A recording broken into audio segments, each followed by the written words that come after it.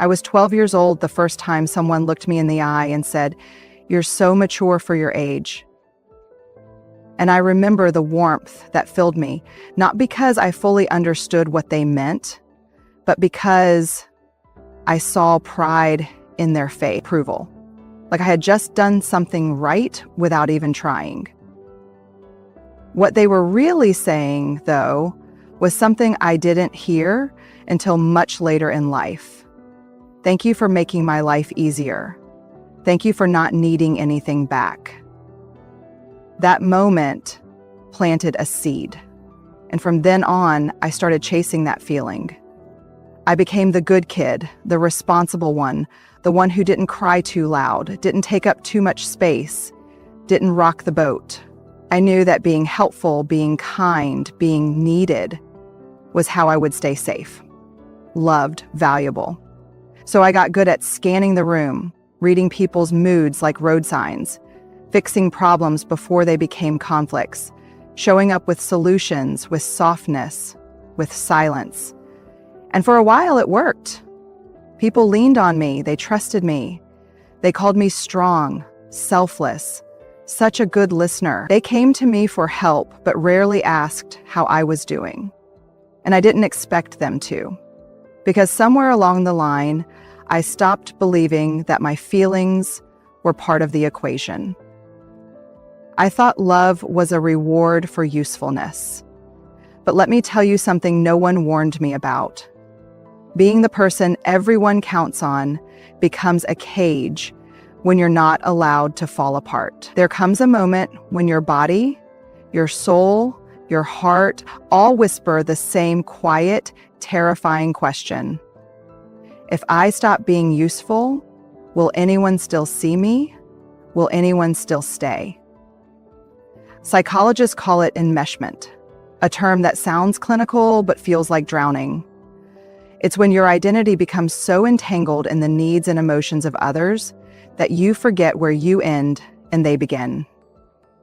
You become someone who exists for other people's comfort, not your own truth. And it's quiet, it's praised, and it's slowly erasing you. And the worst part? Most of us don't even recognize it until we're exhausted beyond words. Until we're so burnt out, so emotionally bankrupt, that we can't keep pretending we're okay. And still, we feel guilty for needing rest, for saying no, for not being available. But here's what I've learned, and it might hurt a little. If your value is conditional on what you do for others, it's not love. It's labor. It's a performance. And it's breaking you. You are not a service. You are not a solution. You are not the emotional janitor cleaning up everyone else's mess while your own pain collects dust in the corner. You are a human being. You are allowed to have limits. You are allowed to say, "I can't." You are allowed to just be and still be worthy of love, still be worthy of rest, still be enough. And if someone walks away because you stopped performing, let them. Because the ones who stay when you have nothing left to give, the ones who see you, not just your usefulness, those are the ones who deserve to walk beside you. The rest, let them free. Let yourself be free. I once gave everything I had to someone who said they loved me. The kind of love that wasn't loud or showy, but steady. I became their emotional compass, their safe space, their problem solver, their constant. I showed up on the days they were difficult, on the nights they were silent, on the mornings they couldn't even meet me halfway. I thought love meant being reliable, unshakable, always there no matter what. I convinced myself that if I just loved harder, stayed longer, forgave quicker, they'd finally see my worth and protect it. But the truth came in quiet pieces. It started the day I needed something in return. Just some care, some presence, a listening ear. And suddenly the person who always had room for their chaos had no room for my pain. I wasn't useful anymore. I wasn't easy. I was asking, not giving. And within days, the silence became distance. The distance became indifference. And that indifference, it shattered me in ways I didn't even know I could break. It felt like I got fired from a job I didn't know I was applying for. A job where the unspoken expectation was to give endlessly and receive sparingly.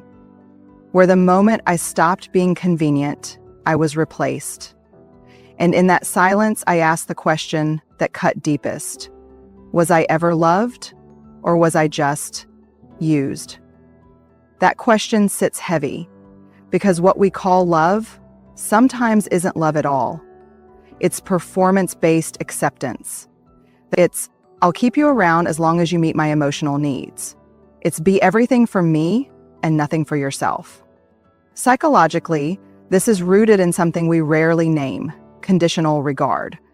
It's when love, affection, connection are handed out in response to how well you play your part. Children raised in these dynamics grow up believing they have to earn their place in people's lives through perfection, through service, through silence. So we carry this into adulthood. We become adults who confuse love with labor, who confuse being chosen with being used. And what's so painful is that we're not always wrong to think it. Because many of us have been in relationships, romantic, familial, even friendships, where we were only as valuable as the things we provided. And when the fuel ran out, so did they. But let me tell you something gut honest and clear. If someone stops loving you when you stop serving them, that was never love. So that was convenience dressed in intimacy. You are not a vending machine for comfort. You are not a life raft for people who never learned to swim. You are not a task on someone's emotional to-do list. Real love sees you in your silence, your softness, your stillness. It stays when you're not at your best. It doesn't keep a tally of what you've done for it lately. It doesn't withdraw affection when you draw a boundary. It doesn't make you prove your place over and over again. So if you've been mourning the loss of someone who couldn't stay the moment you needed to, don't question your worth. Question the version of love you were taught to accept. You didn't fail. You just finally stopped performing. And that's not the end of your story. That's the beginning of real, honest, earned belonging. I remember sitting in my car one night, just parked in the driveway, unable to go inside. My hands were gripping the steering wheel like it was the only thing holding me together. I had just told someone I deeply cared about no for the first time. Not with anger, not with bitterness, just honesty. I said, I can't keep doing this for you. I'm tired. I need something back. And the silence that followed wasn't just silence. It was a verdict. It was the beginning of the end. The warmth disappeared. The check-ins stopped. The lightness between us dissolved. All because I stopped bending. And there, in that car, with my body trembling and my heart cracked wide open, I wasn't just grieving the loss of that connection. I was grieving the version of me that had always been the caretaker, the giver, the dependable one. The version of me that had built her identity around being needed. The version I had clung to because it made me feel loved, even if it meant sacrificing myself in the process. Letting go of that version of me felt like death. And no one warned you about that kind of loss. Because people will applaud your boundaries, cheer for your healing, repost quotes about self-love, but few will sit with you in the raw ache of unbecoming. The ache of walking away from the person you were trained to be just to be accepted. There's a grief that comes with healing. A grief that most people never talk about. It's the grief of realizing how much of your life was shaped by survival. How much of your personality was actually a mask. How many of your smiles were shields. How many yeses were betrayals of your own body whispering no? And yet we hold on to those identities like life rafts because even when they're painful, they're familiar. And the unfamiliar, being honest, being seen, being selfish in the healthiest sense, is terrifying. Who are you without your usefulness, without your oversummoning, without the role everyone expects you to play? In psychology, this is what we call self-differentiation.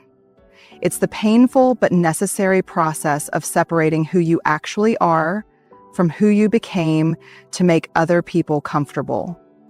It's the slow, courageous shedding of false skin. And it hurts because you lose people, you lose praise, you lose the safety of predictability. But here's what you gain: yourself, your messy, tired, soft, unfiltered self. The one who doesn't have to earn rest. The one who can be loved even in their silence. The one who knows their worth is not in what they offer, but in who they are when there's nothing left to give. It's not just grief, it's rebirth. And it's not linear. Some days you'll want to go back, you'll miss being needed, even if it hurt, because it gave you purpose. But don't confuse purpose with worth. You're allowed to lay that role down. You're allowed to mourn it. And then slowly, you're allowed to meet the version of you that no longer performs to be loved. She's not selfish. She's not cold. She's finally fully real. The first time I started setting real boundaries, not the polite kind, not the let me soften this so you're not uncomfortable kind, but the raw, honest, this doesn't work for me anymore kind, I was terrified. My hands would shake, my throat would dry up, my body would go into full fight or flight mode. Because I had been taught both directly and indirectly that my value came from being easy to love, easy to handle, easy to manage, not disruptive, not demanding, not too much. So when I started saying things like, I need space, or that doesn't feel okay to me, or I'm not available for that anymore, I wasn't just changing behavior, I was challenging my deepest fear. What if I'm only lovable when I'm agreeable? And let me tell you, the moment you start honoring yourself, the people who benefited from your self-abandonment will often be the first to label you as difficult. Suddenly, you're too much, you're overreacting, you're not the same. And those words cut deep, not because they're true, but because they echo every unhealed part of you that's still afraid of being left behind for finally taking up space. We carry this invisible fear in our nervous systems. The fear that if we ask for what we need, or admit when something hurts, or say no instead of yes, we'll be met with rejection. And it's not irrational. For many of us, it did happen. We grew up in homes where boundaries were punishable, where love came with conditions, where silence was safer than honesty. So now as adults, we flinch when we advocate for ourselves. We over-explain, we apologize for existing, we ask for crumbs of respect instead of demanding the full meal of reciprocity. And then we wonder why we feel unseen, misunderstood, resentful.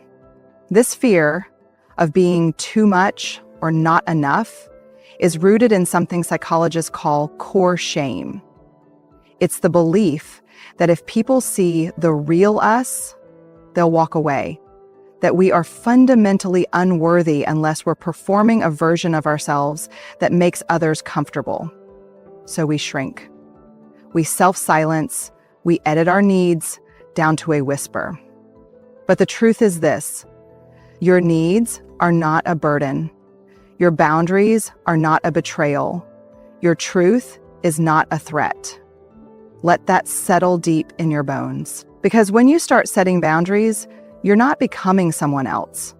You're returning to yourself. You're unlearning the lie that your worth is based on how convenient you are. You're reteaching your body that safety isn't found in self-sacrifice, it's found in self-honor. Yes, people will leave. Yes, you'll disappoint some. And yes, it will hurt. But what hurts more? Staying in rooms where you have to disappear to be allowed to stay. The people who love you conditionally only love the version of you that serves them. The people who love you fully love all of you, including the messy, complicated, boundaried you. They don't get scared off when you say this isn't okay. They lean in. So here's what I'll say to the part of you that's terrified. You are not too much. You never were, and you are already enough. Even when you say no, even when you walk away, even when you take up space that was never offered to you freely. That space, it's yours now. Stand in it. She was in her late 60s when she sat across from me, her hands folded neatly in her lap, her voice steady but full of weariness. A woman who had spent a lifetime giving, raising children, caring for aging parents, volunteering at every community function, making meals, folding laundry, keeping the peace, and never once asking for anything in return. And now, here she was, years later, tired and aching, whispering through a forced smile, I don't know who I am anymore. I don't even know what I like. I just don't feel useful anymore. Her words gutted me because it wasn't just about feeling old. It was about feeling discarded. Like all the value she had worked her entire life to build had quietly vanished the moment she could no longer do what she used to do. Her joints had grown stiff, her energy waned, and suddenly the phone calls came less often. The "can you help me with" turned into long stretches of silence.